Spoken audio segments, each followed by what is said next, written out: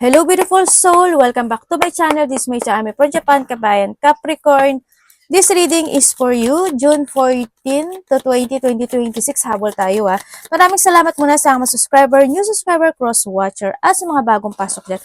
Welcome na welcome kayo sa bahay ni Ate Aimee. Salamat din sa mga nakataba ng puso yung mga comments, sa inyong lahat, sa mga nagpa-personal reading. Yan, maraming salamat. God bless you. Kung gusto mo na energy mo lang talaga, gusto mo makuha natin, pwede na kayong mag-connect direct na lang sa aking FB Messenger. Ilalagay ko sa screen yung original kasi para hindi rin kayo ma-scam kasi may nanggagaya sa akin. Diyan na reading tayo, Capricorn na. Para sa iyo itong reading na ito. Okay, Capricorn. Mamaya tayo kumuha ng angels numbers mo. We have the throne, position of authority. Ande yung point na pagbabalik sa isang sitwasyon sa buhay, ano? Pwedeng babalik kang muli sa iyong posisyon. Hindi ko alam kung bakit, ano ba nangyari, no?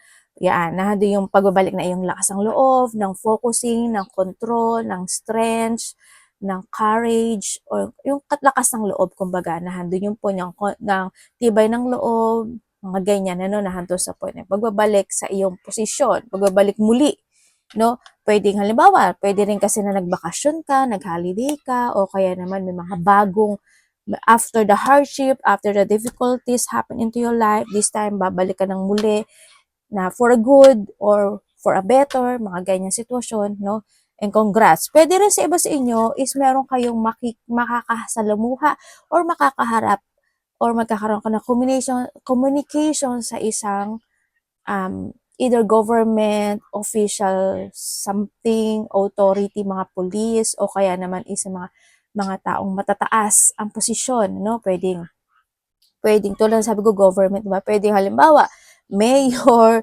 kapitan, magulang, also asawa, pwede rin na hando sa point na yun, o kaya naman, basta may position siya, no? Pwedeng boss, actually, sa iba sa inyo. Yan. And then also, o pwede rin sa iba sa inyo, this a leveling up. Pwede na doon sa point na yun, baka magkakaroon ng mga leveling up situation. And with the final, period of frustration lesson to be learned. May mga sitwasyon na nagkaroon ng mga frustration, pero ito kasi pagbabalik na to, no? Yan, yung mga frustration na naganap o magaganap pa sa iba sa inyo is may mga bagay na mangyayari yun kasi may matututunan ka naman. Hindi naman mangyayari yun. At hindi naman ibibigay sa iyo ni universe kung wala namang saysay yung sitwasyon. Pero kung hindi ka matututo doon, hindi ka makakapunta kay throne. No, na doon sa point na yun. And, syempre, we have the dog barking. Advice from a friend. Pwedeng may tao na magbibigay sa'yo ng advice, tutulungan ka niya, magiging kindness siya sa'yo, or ikaw ito sa kanya. No? Kung sino man itong friend na to. Pwedeng, kasi friend also, or ikaw magbibigay ha, sa kanya ng advice. When it comes sa friends kasi, pwede yung magulang mo, pwedeng kapatid mo, pwedeng anak mo, if you have, pwedeng kaibigan mo. Hindi lang siya as a friend, no? Yan, kasi lahat naman pwedeng maging friend. Or sa iba sa inyo, maybe you are dealing with a dark woman, or relationship with a dark complexion or hair. Pwedeng kapatid mo, anak mo, magulang mo, kung sino man ito, babae ito, or pwede rin ikaw ito sa iba sa inyo, no? Or pwede siya yung friend mo, or pwede siya yung bibigyan mo ng advice, or ikaw yung siya yung magbibigay sa'yo ng advice, vice versa, sa iba sa inyo. Pwede ito is may pagka Chinese, Korean, Japanese, Singkit, kung ano man siya, diba? Baka may lahi ito, or sa iba ba ito may lahi ito, or pwede ito is nasa ibang bansa, or maybe connected to sa'yo, kung hindi man siya ganoon, basta babae na medyo dark hair, tsaka dark complexion. And we have the will, indecisiveness, allowing your life to rumble aimlessly.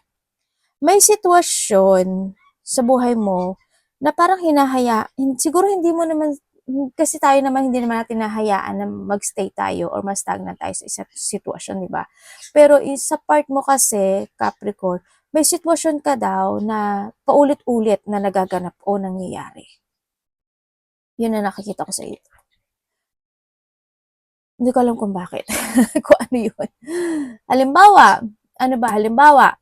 paulit-ulit na parang may taong nang bubuli sa'yo. Diba? Kaso tahimik ka nga, 'di ba? Halimbawa, well, hindi naman kayo lahat tahimik, ano? Kasi may mga nagger din naman kasi na Capricorn. Halimbawa, may mga bullying situation, o baka naman ikaw yung nambubully, pwedeng nandun sa point ngayon, no, na paulit-ulit na nagaganap, o kaya halimbawa, sa pera mo, sabi mo mag-iipon ka na, pero paulit-ulit na nagaganap. Mga ganun sitwasyon, o sa relasyon, paulit-ulit na nagaganap. Mga ganun sitwasyon, no? Kaya wag mo nga hayaan na ma-stay ka doon, o ma-stuck, o ma-stagnant ka doon sa sitwasyon, ano, ang sinasabi dito. Kasi pwedeng paulit-ulit na magaganap talaga sa'yo yan. Ay, okay, we have the journey, either physical or a mental.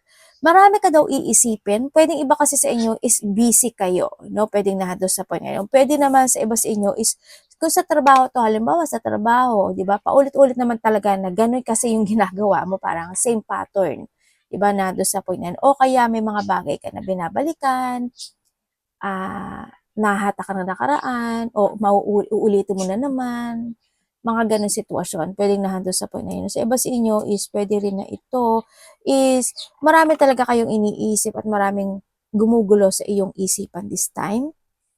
Sa iba sa inyo, maaaring makakaramdam kayo ng mga pagod, hirap, mga pain, ako na nakikita sa iyo, or sana hindi ka naboboring sa trabaho mo, sa iba sa inyo, or kung saang aspeto ng buhay mo. Pwede rin ito kasi medyo magulo yung way, tapos nagiging makipot yung daan, ano, sa iba sa inyo. Siguro na handang yung point, kung titingnan ko ito si Will, tsaka ito, sitwasyon na to, merong sitwasyon sa buhay mo na magiging makipot para sa iyo. Ang sitwasyon. Halimbawa, ano bang pwedeng makiging, halimbawa, example ko lang, halimbawa medyo nagkakaedad ka na, 'di ba? Hindi ko naman sinabi na mawawala ka na sa buhay, sa mundo, 'di ba? Parang nando'n sa point na unti sana nagawa mo na noon, 'di ba? Sana nakapagdesisyon ka na noon. Kaya yung mga hindi pa kayo mga matatanda at hindi pa kayo nagkakaano, hindi ko naman, no, hindi ako against sa ano, ano, sa mga medyo matured person. Yun nga lang, 'di ba, minsan nagkakaroon tayo ng pagsisisi kasi kapag huli na natin na-realize yung sitwasyon na sana ginawa ko na noon, sana ganito pala noon, and then this time hindi na nagiging makipot at hindi na nagiging mahirap para sa akin ang daanan ko, 'di ba? Kaya you need to think advance. Any situation into your life, you need to think in advance and think to the future, ha? Ang sinasabi ko sa inyo, ha? Andito rin yung point, basta mag-ingat talaga kayo. Ngayon marami kang, either busy ka or marami ka lang talagang iisipin, no? Na makapagpapabothered sa'yo sa nakikita ko sa'yo dito. Makapagpapatrigger sa'yo, ganyan. And success. Dito sa sitwasyon mo is may tao o mga tao na pag-uusapan ka. Also, this is a changes happen into your life. Bakit ko nasabi? Kasi we have the throne. No? Ako nakikita. Kung tingnan mo dito si Pana, yung frustration sa iba sa inyo. Yung iba naman sa inyo, there's an angel kasi there's an enlightenment happen into your life. Pero, kung yung enlightenment na yun at hindi ka natuto at sa nakaraan mo kasi the lesson to be learned, dito ka lang kay Will. Mag-i-stay ka dyan. Pero, ibibigay sa iyo yung enlightenment or liwanag ng sitwasyon, ano, or mga sign na para mag-success ka at maibalik mo yung sarili mo. And use your pride, yung ego mo, in a good and a nice way. Kaya nandito rin si light, no, yung angel, no, hando yung point na yon. Try to make it balance yung sitwasyon. Kung hindi, magiging ganito ka. Pipili ka lang naman eh. Mag-i-stay ka dito or ganito ka. Change for a better or babalik ka sa position mo. Pero, syempre, no jumping to, ha. Progressing ito, ha. Kasi pag nag-jump ka, hindi na maganda. And may blessing ka, oh. May blessing ka na darating. Pero nasa sa'yo yan, kung paano gagawin mo. Ha? And syempre, andito yung success. Congratulations, there's a successful happen into your life, Capricorn, no? Sa iba sa inyo. Kung saan ang success man yan, congratulations.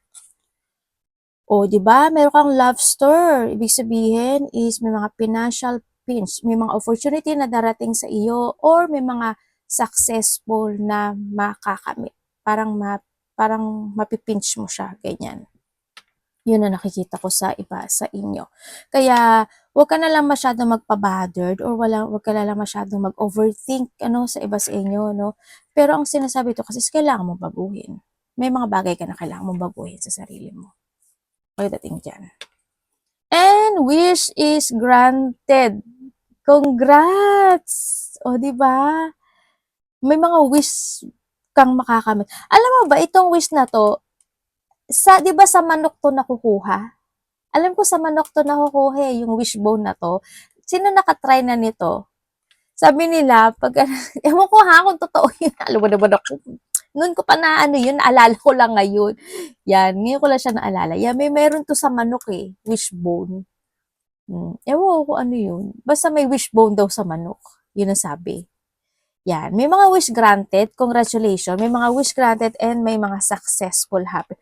Also, opportunity ito, no, for a change. Yan. No? Ako nakikita. Congratulations kung ano man yung hinihiling mo. Pero yung mga past reading ko sa'yo, di ba, sabi ko may mga wish ka man na makakamit. And ito na yon, baka nakamit na nga nung iba sa inyo, di ba? Pero iba sa inyo may mga darating pa, kasi marami tong galamay. And meron kang successfully overcoming a problem. O, di ba? Sa iba sa inyo is merong ma-overcome mo na sitwasyon kasi andito na si success. Sa iba naman sa inyo kasi ito is structuring, no? Kaya andito si will, si courage, something, kung ano man yan, ubita si ate, and structuring. Ibig sabihin, kailangan mo i-structure o i-restructure yung mga bagay o sitwasyon mo sa buhay mo para mag-get mo si wishbone, si laughter, at si success.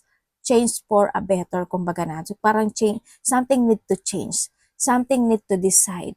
And, o kaya nahandun sa point na wag mong ulitin yung mga nakaraan. Kailangan mong matuto sa nakaraan. Para nahandun sa point na yon or may mga bagay na dapat itama, aksyonan, no? Or desisyonan kung saan aspeto ng buhay mo. But still, andito yung mga good na darating sa buhay mo.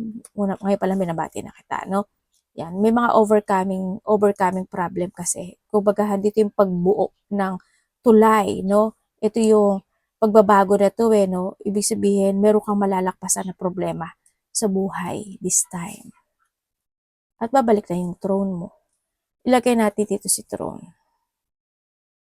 Yan. Tsaka si lesson to be learned.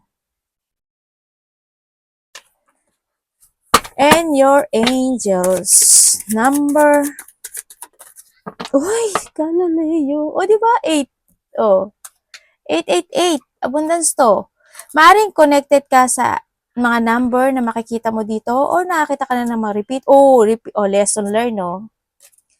And releasing. Sabi ko sa iyo, meron kang situation na kailangan mong baguhin sa sarili mo. I told you. Ang ganda ng mo, Bakit yung lucky number mo? Pag nakita ka ng repeating numbers, ibig sabihin, your angels is trying to connect sa iyo. Okay? Okay. Meron kang swift action o yung mga action na kailangan baguhin. Andito yung point of you need to commit yourself and make a promise to change for something. No? Kasi swift action na to. Ending and the beginning. But still, hando kasi yung 8. 8 plus 8 is 16. You need to keep moving to reach your goal. And also, gamitin mo daw yung knowledge mo or magkaroon ka ng reflection from the past kasi we have the lesson learned. And then yung point na tatandaan mo daw palagi na the choices is always available is in yours. No? Kaya, wag mong ilalagay yung sarili mo sa isang sitwasyon na ikaw lang din yung magsasuffer. No? O ikaw lang din yung mapuprostrate. No? You need to think. Unahin ang utak bago ang puso. Hindi ko naman sinasabi na mo gagamit ang puso mo, no? Ibig sabihin, yung utak mo kasi ang magpo-progress niyan. And then, pag na-feel mo na tama iyon, pwede mo nang gawin. Pag na-feel mo na mali iyon, wala mong gawin. Nandun kaya nga yung utak nasa taas, okay? And may mga lesson to learn, Andito yung point na may mga completion, fulfillment, o magandang resulta na mga gaganap o mangyayari sa iyo. Meron kang gagawin na sitwasyon na magkakaroon ng benefit doon. Siguro you're suffering something o magsasacrifice ka for something and you will receive the benefit. May mga bagay na need to release. no? Success and wealth cycle. And tandaan mo palagi, lagi kong binabagit sa'yo, Capricorn, what goes around comes around. Kung ano yung pupunla mo, yun ang iyong aanihin. Kasi nag-iisa lang, kulang siya ng isang 9. But still, may mga mission ka na gagawin this time or handun yung point o may mga important project na magaganap or marireceive o aayusin o gagawin sa iba sa inyo, no? Yan. May mga importanteng proyekto. And 888. Okay, personal power. Ito na yun sa'yo. Ikaw, parang ito rin siya, no? Okay, material or spiritual abundance, wealth, resources, force, balance, confident, material gain, epic romance. All that is good and pleasant in your life will multiply. Multiply hindi lang 1. Hindi lang +1. Multiply to, okay? Angel are sending the number to reassure you of the prosperity and well-being ahead. Uy, may darating. Kasi this an 80s an abundance. No, ano nyo yun? Your surrounding will treat you with admiration and respect. Use it for the greater good. Okay, tatandaan nyo palagi, if you respect someone, ibabalik sa iyo yun eh. As in. No? Yun ang mangyayari sa atin. Or babalik yung blessing sa atin. Kaya, we need to respect each other, no? Sa nakikita ko sa dito. And use it for a greater good. Yan, may mga tao na pwedeng magkakaroon ng mga admiration situations sa iba sa inyo. And the way you treat, the way mong ititreat yung person, the way na ititreat ka rin yan ng ganon. Para tayong mirror, salamin, no? 'Di ba pag nagsasalamin ka, alam ko nabanggit ko na sa inyo to. Pag nagsasalamin ka, 'di ba? Kung ano yung kilos mo, makikita mo sa salamin, ganun din yung kilos yung nasa loob ng salamin, 'di ba? Ganun 'yun. Ibig sabihin, kung ano yung pakikitungo mo sa tao, yun din ang pakikitungo niyang gagawin sa iyo. Okay? Tingnan natin. But still, congratulations, no? Kung ano yung ipupula mo, what goes around comes around, ano yung ipupula mo, yun ang iyong aanihin.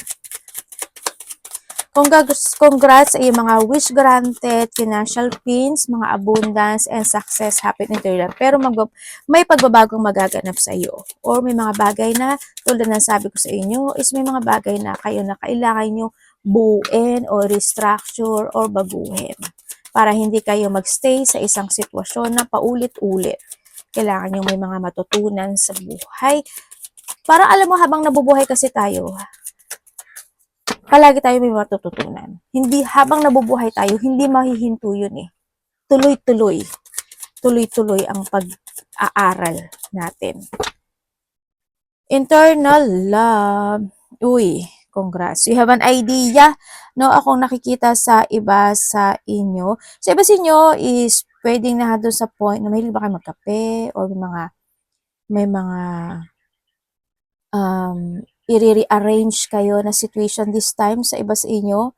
Sa nakikita ko dito, pwede rin na may mga ifo-forso ka na situation this time. May mga suggestion ako na nakikita, either ikaw yung magsasuggest or may tao na magsasuggest, ay ito na lang, ito, ano sa tingin mo ganito, ganyan, ganyan. Pwedeng nahandon sa point na yon. Or sa iba sa inyo is you feel may mga inspiration na may isip ka. Siguro may mga iniisip ka na ganito, ganyan, ganyan. Or you feeling inspired this time, pwedeng nahandon sa point na yon sa nakita ko dito. Or may mga admiration situation, maybe sa iba. Also, dito is the pursuing something, sa nakikita ko dito. If you have the 41, also the changes, ako nakikita, siguro nandun yung point na may mga bagay ka na idea na iisipin na gusto mo mangyari, ganyan, na-inspired ka sa isang sitwasyon, kung ano man yan, at sino man yan sa iba sa inyo, pwedeng nandun sa point na yon. Yun ang nakikita ko sa may mga bagay doon na mabivision mo sa iba sa inyo. Siguro malakas yung intuition ng iba sa inyo or may mga bagay na Kasi iba sa inyo, pwede rin kasi na nakakabasa kayo ng mind ng ibang tao, pwedeng nandun sa point nyo, o kaya may mga bagay kayo na mabivision talaga. Yun. And meron kang introvert. Marami sa inyo ang introvert. Hindi naman all, pero marami sa inyo ang introvert. When it comes sa introvert, marami mga iba kasi na introvert na in a wrong way. Alam mo yung parang hindi na sila nagiging open-minded, hindi na sila, sarili na lang nila ang pinakikinggan nila, hindi na nila alam minsan kung tama pa ba sila or hindi. 'Di ba may mga ganong situation? Kaya medyo mag-ingat na lang kayo sa mga taong ganon, o kaya naman kung ikaw ito, syempre medyo kontrolin or balansehin mo yung sarili mo, ha? And magkakaroon ng mga introvert situation, pwedeng nandun yung point na iba sa inyo is napaka very privacy or kinakailangan. Pwedeng magkakaroon din ng mga boundary situation, pwedeng you put boundaries or someone's putting a boundaries. So, but dito, this is a separation. Or pwede rin sa iba sa inyo is may mga tao or may tao na nakakaisip na gusto mo na magkaroon ng distance pagdating sa inyo, o kaya is kung sa relasyon ito, baka may taong nag-iisip na hiwalayan ka, wag naman sana, or ikaw ito, di ba? Sa iba sa inyo is may mga online community. Pwedeng may mga networking, TikTok, Reels, Facebook, or mga social media na meron ka, pwedeng doon sa point na yon. Pwede rin kasi sa iba sa inyo, you are more on mga siguro more on focus kayo sa mga cellphone, sa mga computer, ganyan. Pwedeng doon sa point na yon sa iba sa inyo, no? Or baka, alam mo naman ang panahon ngayon, di ba? Parang kanya-kanya na, no? Minsan pag kumakain ka sa pagkainan, aba, hindi na sabay-sabay, hindi na sabay-sabay kumakain. Kumbaga, una-una. Tapos o kaya magsabay-sabay man kumakain habang nakatingin sa cellphone, di ba? Parang ang pangit din, ano? Yun, iba sa inyo yan, magkakaroon ng introvert situation or alone time situation, pwedeng sa iba sa inyo ganon. Sabi sa inyo is siguro nagkakaroon kayo ng idea na gusto niya na talaga i-push forward yung inyong social media, kung ano yung mga social media platform na meron kayo, di ba? And you need to focus doon kasi also this is successful kasi andito siya, oh. It will grant, no, sa iba sa inyo. Yun. I-push mo lang. Basta isipin mo lang talaga kung ano yung mismo pagdating sa social media or mga TikTok, Reels, Facebook, ganyan. Kasi you will be successful. No? And may mga challenge na matatapos. Kung tulad na sabi ko, may mga magsasucess o may mga problema magtatapos. Endurances and resolution. May mga sitwasyon na aayusin kayo daw, o isasaayos this time. Pwede sa trabaho mo, pwede sa connection, or pwede sa mga idea na gusto mong gawin this time. Sa relationship kasi andito si uy, may gandara. Tingnan mo. May blessing ka, oh. 'Di ba? Tulad na sabi ko kanina, 'di ba, may fulfillment blessing at saka ma-enlightenment sa iba. Congrats sa iyo. Mga collaboration ka pala, no? 'Di ba? Ang ganda ng card mo. Yun ang nakikita ko sa iyo dito. May mga sitwasyon na aayusin, matatapos, tatapusin, or babaguhin, sa iba sa inyo, or kinakailangan. Congrats. And apology. Uy, may tao dito na nag-iisip na gusto niya mag-apology sa'yo dahil siguro may nagawa siyang hindi maganda sa'yo, medyo naging cold sa sa'yo, o kaya naman, medyo tinalikuran ka niya for a while, o nagkaroon ng mga ganun. May tao na nagigilty. Pwede rin ikaw ito, no? Pwede nagigilty ka, o kaya masyado ka talaga, nagkakaroon ka ng apology with someone na nagawa mo to, na naging cold ka, na ganito, na ganyan, di ba? Hindi mo na pag-isipang mabuti, or siya ito sa iyo. Pwedeng na doon vice versa. Someone want to confess, or may tao na gusto talaga ng forgiveness, no? Pwedeng ikaw or someone is connected sa iyo. Nandito rin yung point na magkakaroon, may mga lungkot, or may taong malulungkot sa iba sa inyo. May mga kalungkutan ako na nakikita sa inyo. Pwedeng may mga iyak or lungkot, or pwedeng magkakaroon ka ng mga reminiscing from the past situation happen. Pwedeng nandun sa point kasi meron din tayo dito na mga ano, 'di ba, dito sa you have the bridge, courage, and the will. Or nandito na si eternal love din kasi, no? Sa iba sa inyo. Pwede when it comes to apology is sa iba sa inyo, pwedeng may tao na hindi kayo magiging good term. Kasi you have the will, no?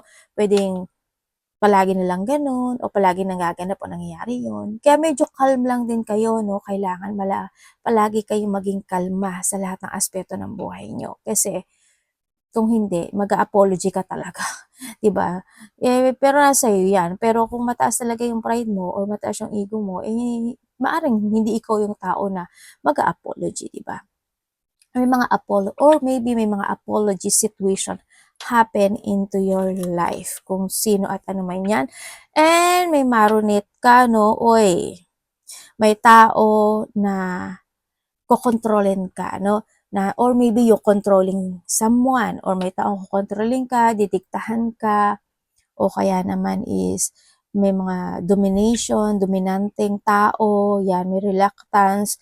Mag-ingat ka na lang din sa mga tao makakasalumuha mo, or sana hindi ikaw ito, 'di ba? Someone want to control na hindi na pag-iisipan, and after all, after doon sa sitwasyon, mag-apology ka talaga, 'di ba? Magsisisi ka. Ang hirap naman din ng ganoon talaga, 'di ba? Kasi si Will. Mag-ingat ka na lang ano dito sa sitwasyon.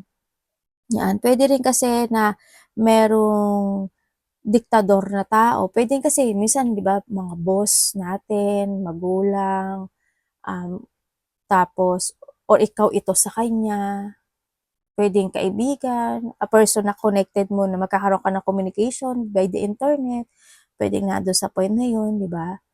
Yun. Basta control lang din in a good and a nice way, ha?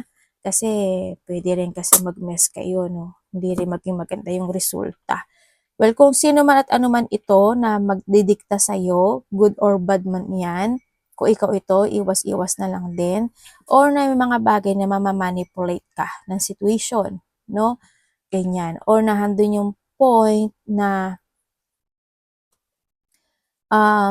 pwedeng may mga tao kasi na magmamarunong, no? Sa nakikita ko dito. Magmamagurunong, magmamagaling, kala mo sino, um, magdidikta, mga ganong sitwasyon. Sana hindi ikaw or someone who's connected sa'yo. Pwede mga kasama sa trabaho, pwedeng karelasyon, di ba? Yun ang nakikita ko sa iba sa inyo. Ingat na lang din, ano, basta think very carefully, no? Before you take it action. Pag-isipan mo kasi you will mess dito sa situation. Hindi lang naman sa'yo eh, sa paligid mo din, no? Ingat ka na lang din. Arigato namaste, God bless.